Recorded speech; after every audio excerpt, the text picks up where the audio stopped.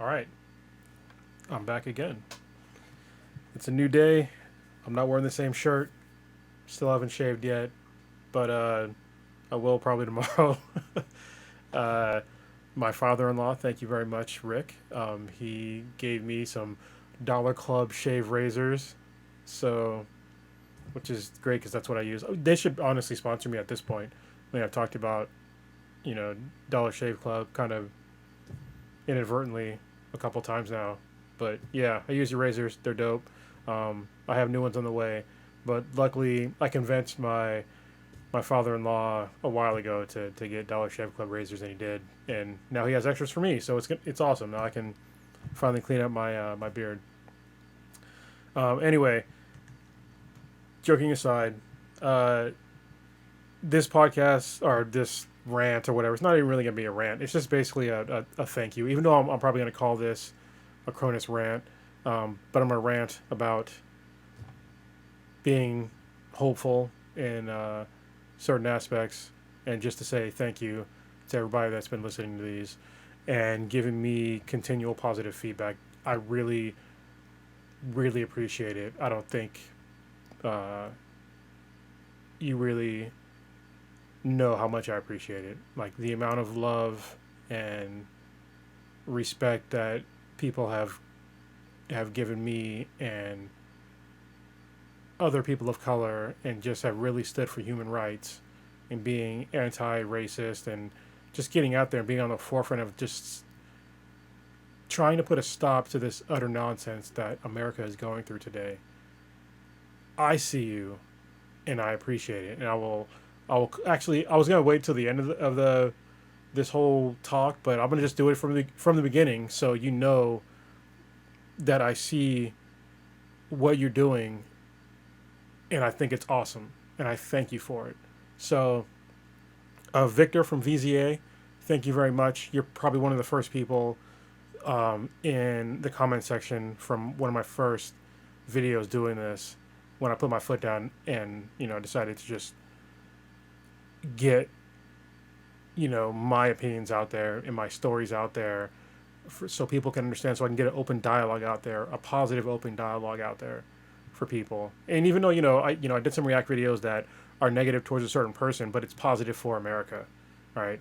But he was one of the first people that commented on the video, and he's like, "This is what we need," and thank you, because um, I thought this is what we needed as well, but I didn't know if other people thought that way. So thank you very much.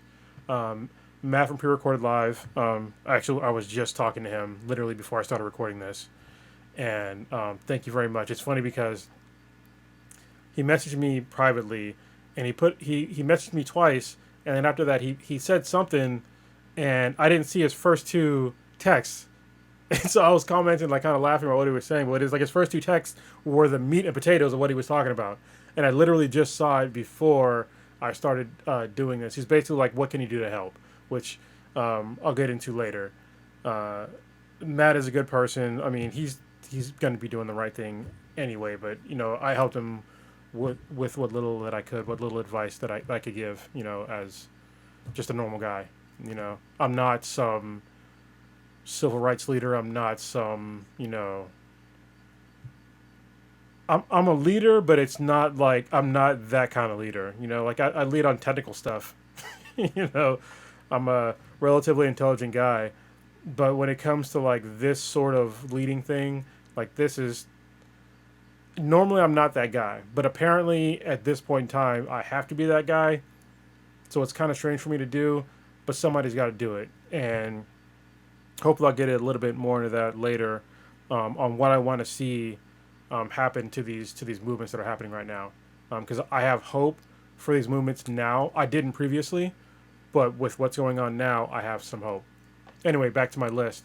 My mother-in-law, she reached out to me a bunch of times, um, and we had some pretty cool conversations.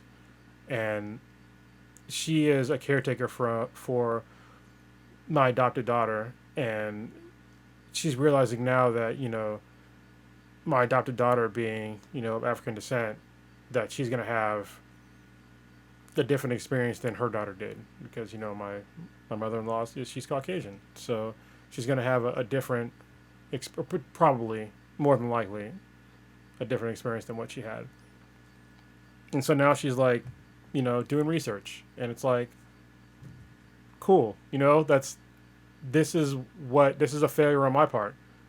These are things that I should have talked about with my father-in-law, my mother-in-law, my girlfriend a long time ago. And I would urge any person of color that is dating or married or in a serious relationship with somebody that is Caucasian to talk to them about your experience of what it was like to be a person of color. If you're going to get serious with them, you need to talk to them about that so they can understand you better and understand that your experience and their experience are likely vastly different. And even though they're different, it's not necessarily a bad thing, but I think you should both just talk about it and just understand like what your upbringing was. I think that's important. I really do, and I think that it would make our society better if we all understood each other like a lot better. That's my honest opinion. So, Andrea, no, I'm not going to give out last names. Everybody that I'm saying, you know who you are because you know me, obviously.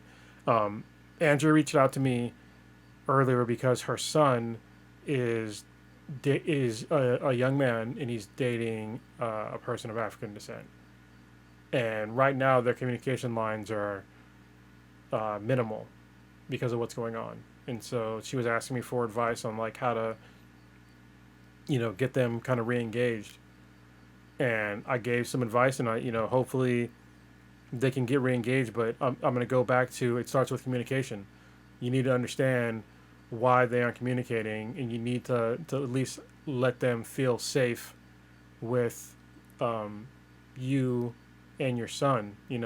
I think that certain people of color are still going to be extremely apprehensive with Caucasians, especially right now, because you might not know who's an ally and who's not at this point in time.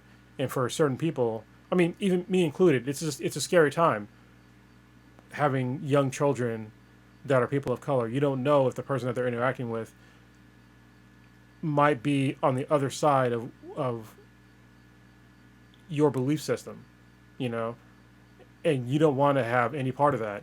But if you can reassure them that, hey, we are, willing to listen to you and to your experiences, I think that would be a step in the right direction. I'm not trying to use extremes here.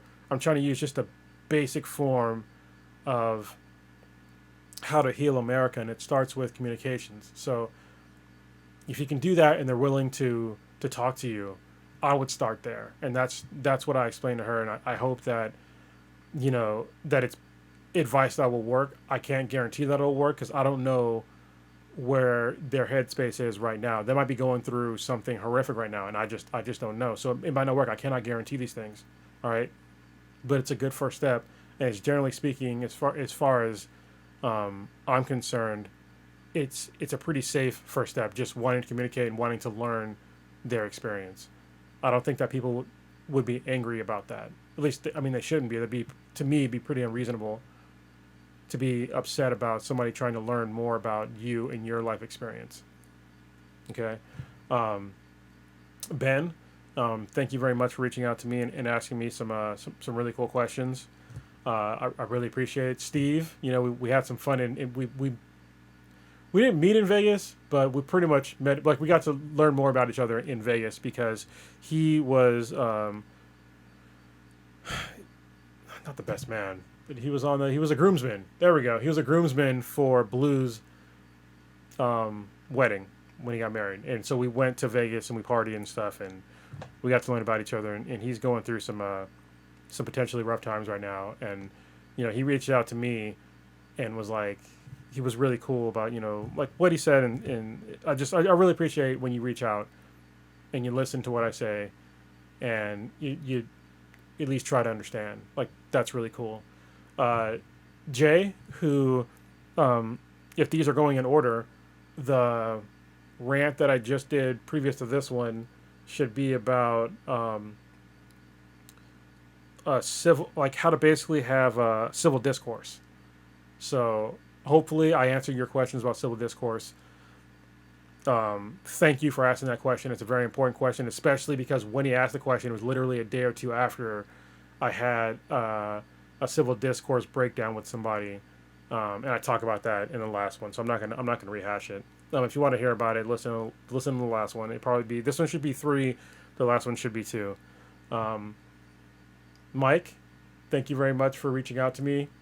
Really appreciate it. You know what I'm talking about. We served in the Marine Corps together. Uh, and it's funny because like I can tell like because we're typing back and forth, and I can tell it's difficult for him to like ask me certain questions, and I totally get that, man.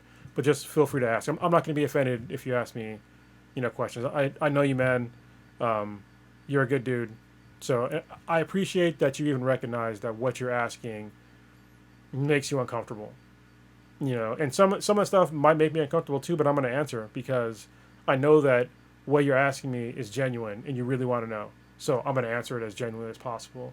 Eric, who is also known as Devil Tank on the podcast, who will have on the podcast one of these days. He's the guy that actually does all of the timestamps for the podcast now.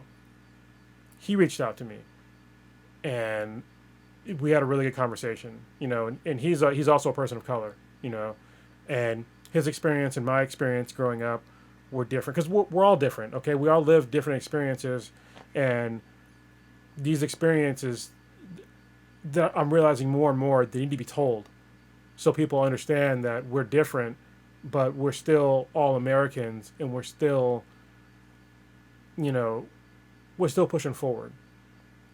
If I think totally ignoring somebody's human experience is where the problem starts, and the fact that I'm seeing these people just reach out and being really appreciative of my human experience as an African American man, uh, it's very heartwarming. It makes me like pretty emotional about it, and I really appreciate it. Uh, I had Steve on here twice. I don't know why I had him on here twice. That's funny though. And then Ray, who I went to, we grew up in Newark together. Well, we didn't grow up here together. Actually, we kind of did. I mean, we multiple years he was my friend here in Newark. It was mainly through high school. So he's a good dude, and he's another person that is pushing me to tell more of these stories and like really appreciating what I'm doing. So thank you very much for doing that. And because of that, you're getting more of these. And I would like to give, if I had an award to give out, I give it out to a friend of mine named Nicole. Holy shit, we went to high school together, and I had no idea. So when we went to high school together, she's a Caucasian woman. She has kids. She lives out, and it's not Brentwood. I can't remember exactly where she lives because I've never been to her house, even though I always say I want to go because I see pictures all the time. She does my girlfriend's hair. She does my oldest daughter's hair.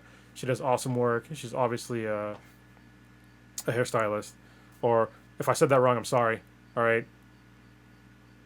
She does hair, and she's good at it. I don't know the proper term. Hopefully it's hairstylist, and I didn't offend her. So, but we knew of each other, in high school. We hung out a couple times because she went to the senior or junior prom. I think it was senior prom or something like that with Blue. All right. And that was a long time ago. And she's married now with kids. And I watched this person go from what I saw anyway, just like a semi-normal person to like watching the seeds of anti-racism and just human rights champion in the matter of days. And it has been amazing to read her just torch motherfuckers on chat. And I'm sitting there in awe, like, holy crap, like she hit the ground running with this. And she literally has no fucks to give when somebody's putting out some racist nonsense and watching her just tear apart people and just like unfriend people, it's like, damn. I I appreciate what you're doing,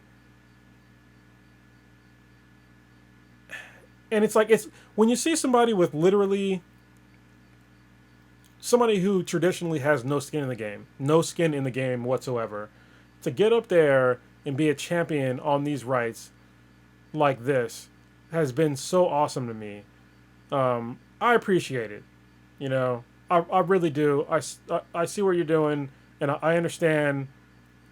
You know your rage, obviously, and I really appreciate that you're listening. You're paying attention to other human beings that are living a different experience than you are, and you've had enough, and you're not putting up with it anymore. So, thank you very much. And also, I would like to, if I could also give a medal to somebody, you know, be my girlfriend, K-Mac, is, you know, she's had to had she's had a bunch of these ethnic issues dumped on her in a very short span of time, and she's handled it pretty well. I mean, there's been, you know, tearful nights and stuff like that, but for the most part, she's been handling herself very well. And I think that part of the reason why it's so emotional for her to like listen to stuff like this is because I haven't done my job to explain what life was like for me as a young man, as a kid, and as an adult. And I explained it previously on other talks that I would just, you know, I have very thick skin, and I think that that is likely to my detriment when it comes to issues like this, because I'll just let stuff just slide off me, you know, but not recognizing that the things that slide off me will extremely harm somebody else that looks like me. That could fuck up their whole month, you know. But for me, I'm just like, you know, whatever, man. So I'm realizing that now, and like as I said before, I'm taking steps to call out bullshit racism as I see it, and I'm not gonna let it stand, because the person that is, you know, doing these things might do it to me and I might ignore it, but then the next person they do it to, that could fuck up their whole life. You know, they could fuck them for a while, and that is not acceptable to me anymore. So hopefully, um, seeing all these protests, seeing all these people just standing up for human rights, you know, hopefully this is going to spell the end to part of America that should have been ended hundreds of years, over 100 years ago. It should have been ended, and it didn't. But people are standing up and seeing the actual problem now. Like their eyes have been opened, and some people choose to still ignore. You are part of the problem. If you choose to still ignore these problems, you are part of the problem. And normally I don't like using phrases like that, because I don't like black and white statements. But if you saw the murder of George Floyd and you didn't comment on it at all, and then you see people rioting and, you know, looting and stuff like that, and then you post on that, I mean, there was a human life that was lost that caused all of this. Shouldn't that matter as well? You know, I mean, that a human life is worth more than some shirts, some jewelry, a $20 counterfeit bill. It's worth more than that. The man had a family. But people out there do these mental backflips and make it seem like, you know, you loot, we shoot. You know, I understand that people that are looting are, you know, they're not doing the right thing. I totally get that. But stealing, like, let me just do a thought experiment for anybody that's listening to this. If I was to go into a store and I stole something, should I be killed for that? If I stole something? Really think about that. Should I be killed for stealing something?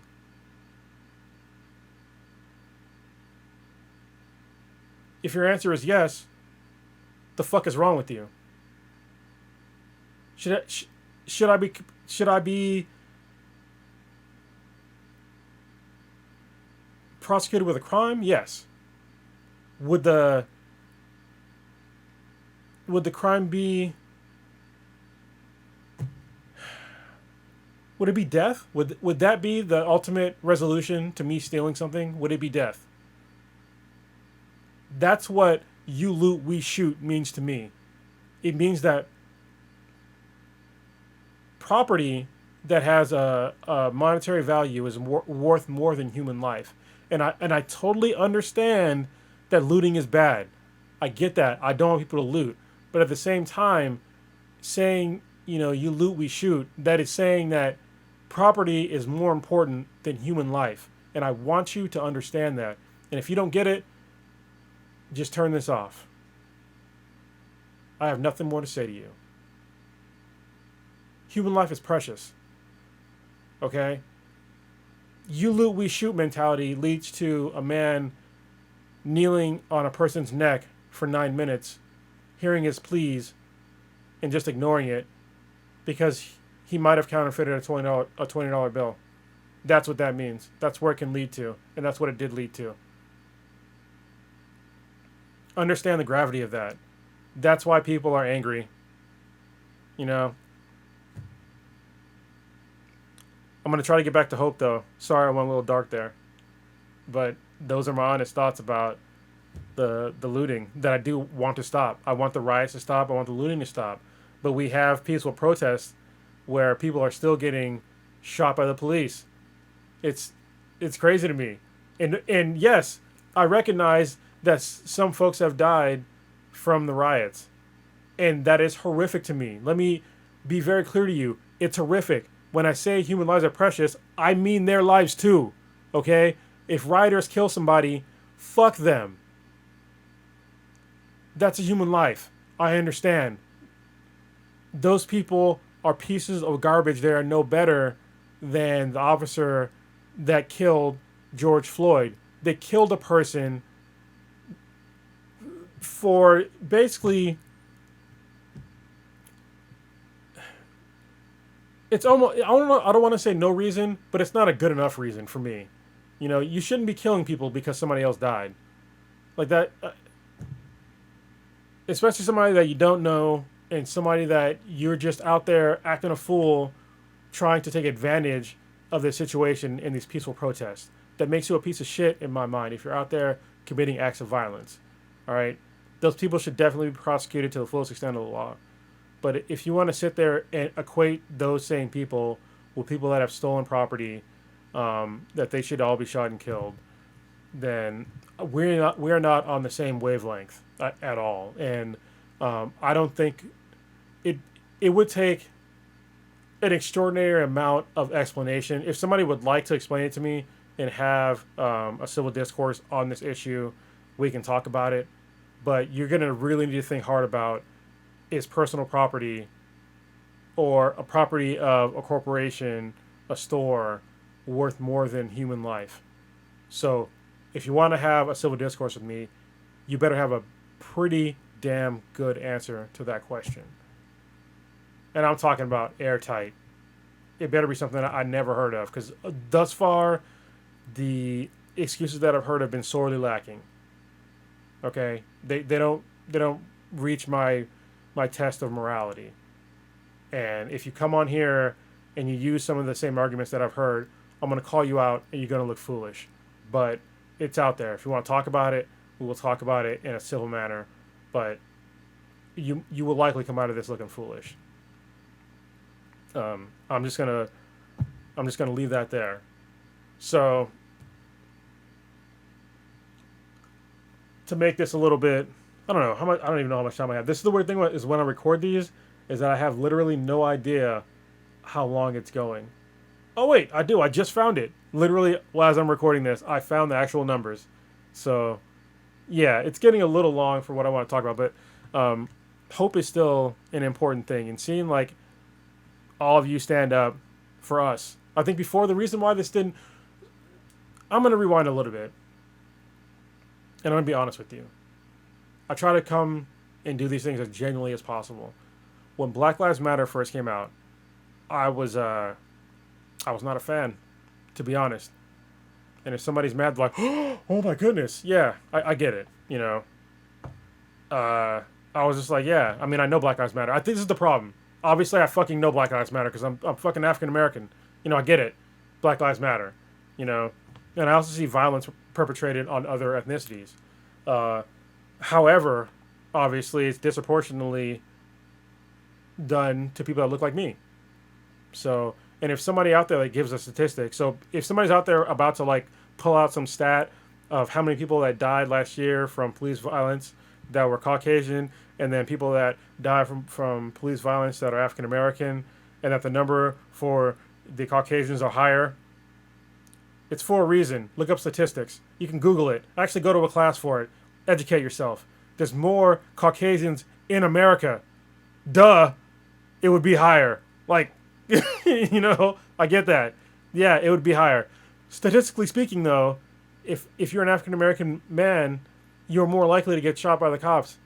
You're more likely to be killed by them and brutalized by them, because there are less of us than there are of you. And this is one of the reasons why the Black Lives Matter thing to me was kind of the reason why it didn't reach any real success, in my opinion, back when this first started, is because not enough people understood the plight of African Americans. Okay? And I think that the Black Lives Matter movement, when it first started, for some reason, it likely was not the fault of the movement, but people's eyes were not open.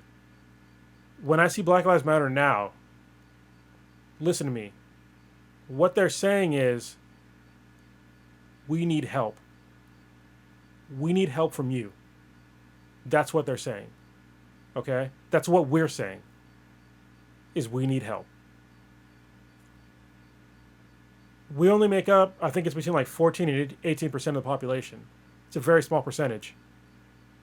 Meanwhile, police brutality against us is extremely high.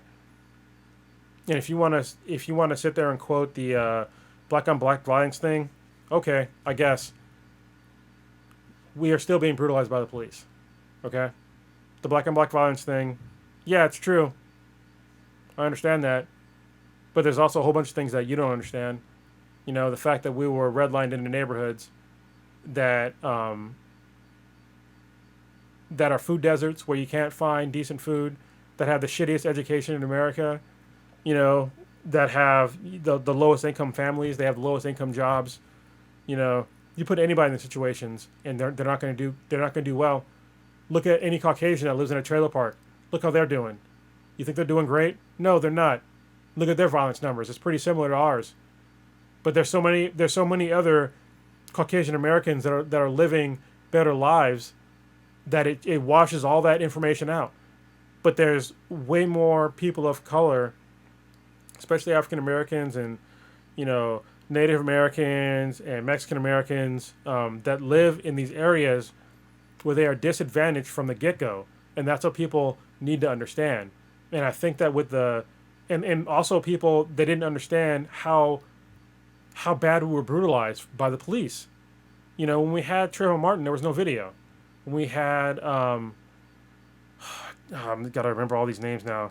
There's so many. There's a whole bunch of acts of police violence where there's no videos, where there's conveniently cameras that were turned off, or it was in the past to where there was no videos available. But now we have videos of this. And now people see it, that we're not lying about police brutality. And when they watched a man die for 9 minutes, I think that's when people are like, oh shit. Like, this is real? And now everybody is looking at, you know, they're doing their research. And the fact that, you know, I can prove they're doing their research. If you go on Amazon, like their book section, let me make sure I'm not bullshitting right now, but I'm pretty sure the highest books that are on there are books that have to do with racism, except for my man Aileron Kong, Dr. Aileron Kong, the father of American Lit RPG, and he's a guy that he writes books about like literary RPGs, and they're awesome books. Like his most recent one came out today. If you want to support an African American man uh, that is not owned by a company, he self publishes. He has 8 excellent books right now. It's called the Land series, and it's great. If you like the Ready Player One, right up your alley. So let me look up the actual books. Bestsellers. Yeah, this is the best thing ever. Hold on, let me get my stuff in order here so people can see. Actually, no, I can just say it. All right. So number one in Audible right now is White Fragility. Number 2, How to Be an Anti-Racist. Number 3, Secret Letter. Number 4, Me and White Supremacy. Number 5, my man Dr. Aileron Kong. And obviously it has nothing to do with racism for him, but this is a black man that is writing excellent books, and the fact that this book is so high on Audible during this time is insane to me. This book would have probably been number 1 had this not occurred, but number 5 is awesome, and it just dropped yesterday. I'm listening through a book right now, and as soon as I'm finished with that one, that's my next book. So, and obviously I'm 8 deep in the series. Number 6 is So I Want to Talk About Race. So I mean, number 7 is The Ballad of Songbirds and Snakes. I think that is one of the Hunger Games books. Yes, it is. Number 8 is The New Jim Crow. You know, I listen to all those books. Number 10 is Ta-Nehisi Coates' Between the World and Me. The vast majority of the books in the top 10 are about ethnic issues. They're about racism. How awesome is that? People are educating themselves. They're opening their eyes on how America really is for other Americans that don't look like them. And this is hopefully going to change America. I have high hopes for this now. Watching people that are Caucasian step in front of African Americans to stop police brutality is one of the most beautiful things that I've seen ever. You're protecting somebody's life with your life.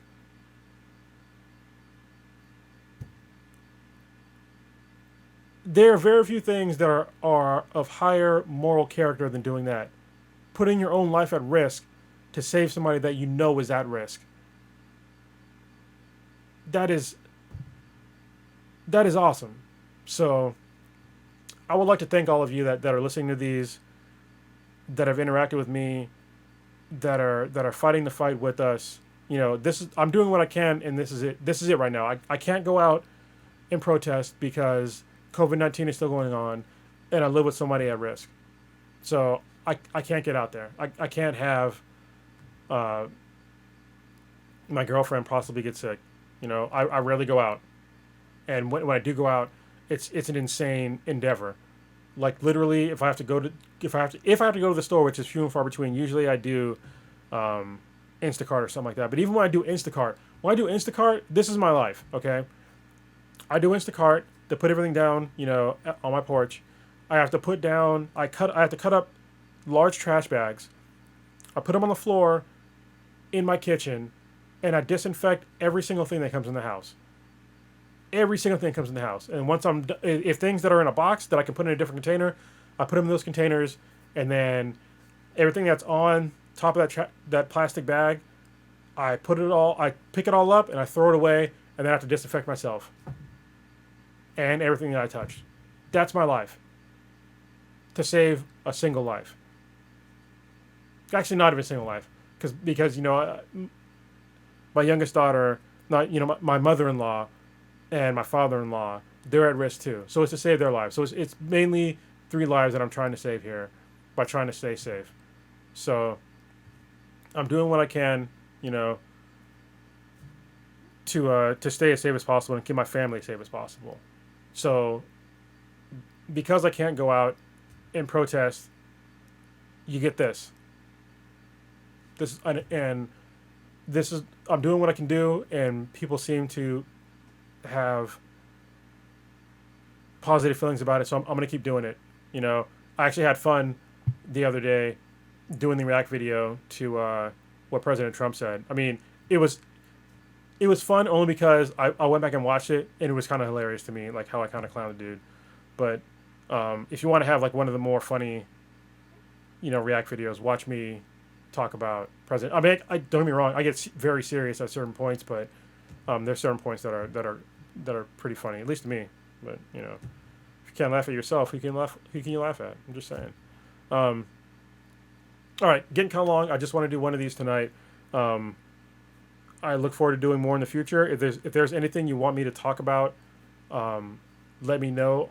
I know that I had a conversation with Steve, who's listening to these, who's actually, I think he's on a on a social media blackout, but he did comment on my YouTube video, and I think that there needs to be a conversation had about um,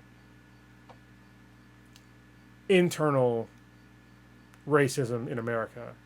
And what I mean by that is that there are people that look like me that are racist against me.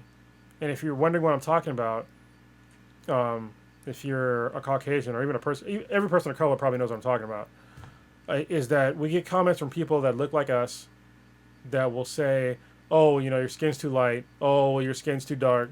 Oh, well, you don't speak our native tongue. Oh, well, you speak too white. You speak too white. Like, what the fuck does that even mean? Are you serious? That's the kind of internal racism that is part of the problem, in my opinion, my honest opinion. And so I will likely do another rant on that, on how we can heal ourselves internally and stop um, doing this bullshit to ourselves. Like, we can all be individuals. We are not all of the same mind. And so if you're listening to this podcast and you don't agree with me and you look like me, that's fine. Do your own thing. I don't expect everybody on this planet to think like me. I hope you don't. I don't want a planet full of me's. Who the fuck would I talk to? I don't want to talk to just me. I like having different opinions. And if you have a different opinion, it's fine. If you want to talk to me about it, totally fine. Just keep it civil. That's all I ask for. Just keep it civil.